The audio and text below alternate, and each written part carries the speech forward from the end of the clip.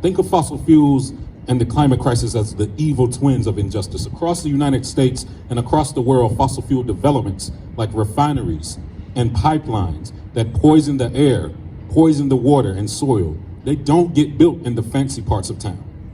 Thanks to histories of racial segregation and discrimination, they most often get built near low-income families and communities of color.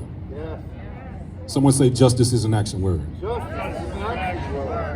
In the United States, 68% of African Americans live within 30 miles of a coal-fired power plant, driving inequities in terms of exposure to long-term air pollution. We need to remember that what? Justice is an action word. And my presence here is an act of faith. I have faith that even at 78 years old, I intend to experience an earth whose temperatures are falling. That is the vision I have faith in. If you, as a believer, are instead embracing fear that we're not going to get the job done, that God's not going to get the jobs done, then you are investing in your fears. I ask you all, activate your faith. Create a vision you can believe in about the future of this earth. And have faith in that vision. That is the way we are going to attract divine solutions to the mess that greedy men and powerful men have created through the centuries. And I purposely say men.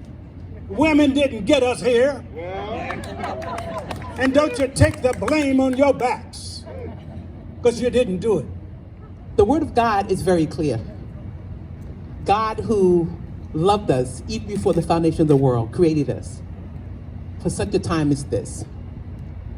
And the word tells us he gave us dominion over the earth. Dominion.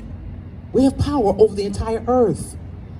And most folks like to use the paragraph and the parable, be fruitful and multiply, to speak about having babies.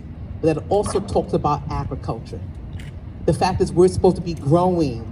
We're supposed to be needing. We're supposed to be helping. We're supposed to be encouraging and uplifting the earth.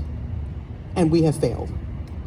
Now, it is predominantly white men who have failed us, quite frankly, who are in political positions, who in fact put profits over people.